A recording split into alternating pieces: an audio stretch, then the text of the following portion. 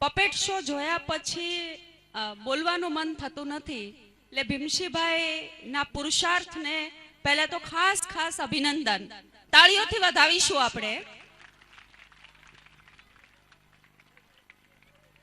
છેલ્લા 5 વર્ષથી હું ભીમશીભાઈને ઓળખું છું, તો એમનું એક જે વ્યક્તિત્વ નજરે પડે એમાં આપણને ક્યારેક એવું હોય છે કે જ્ઞાતિ વિશેષ પહેલી બોડી લેંગ્વેજ હોય છે, પરંતુ ભીમશીભાઈના વ્યક્તિત્વમાં આપણને બ્રાહ્મણત્વ પણ દેખાય, ક્ષત્રિયત્વ પણ દેખાય, સાથે એમનું જે આહિરનું બ્લડ છે એ પણ નજર આવે.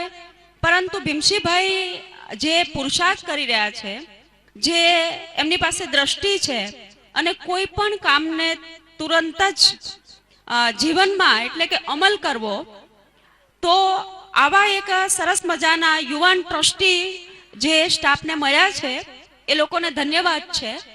અને એ લોકો ખરેખર નસીબદાર છે, કારણ કે હું પોતે પ્રોફેસર છું અને એક ટ્રસ્ટીઓની અને પ્રિન્સિપાલ જો ન ધારે, એ ધારે તો જ આપણે કરી શકીએ, નહીં તો આપણી બહુ બધી મર્યાદાઓ આવી જતી હોય છે. આજનો આ કાર્યક્રમ ખરેખર ખૂબ જ અભિનંદનને પાત્ર છે. જે વિદ્યાર્થીઓએ ઇનામો મેળવ્યા છે એ લોકોને ખાસ ખાસ અભિનંદન. ભીમશીભાઈને, સમગ્ર સ્ટાફને ખૂબ ખૂબ અભિનંદન આપું છું.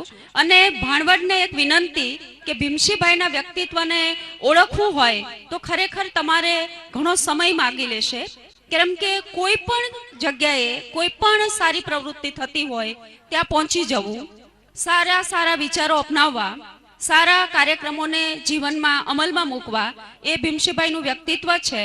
અને હું ખૂબ જ આજના કાર્યક્રમથી પ્રભાવિત છું. ફરી સમગ્ર સંકુલને અભિનંદન, ભીમશીભાઈને, સમગ્ર સ્ટાફને. અને વાલા બાળકો, તમે ખૂબ સરસ કાર્યક્રમ રજૂ કરી રહ્યા છો એ બદલ તમને પણ ખૂબ ખૂબ ખૂબ અભિનંદન. અને મને ખાસ નિમંત્રણ આપીને અહીંયા બોલાવી એ બદલ ભીમશીભાઈ આપનો ખૂબ ખૂબ હૃદયથી આભાર માનું છું. થેન્ક્સ.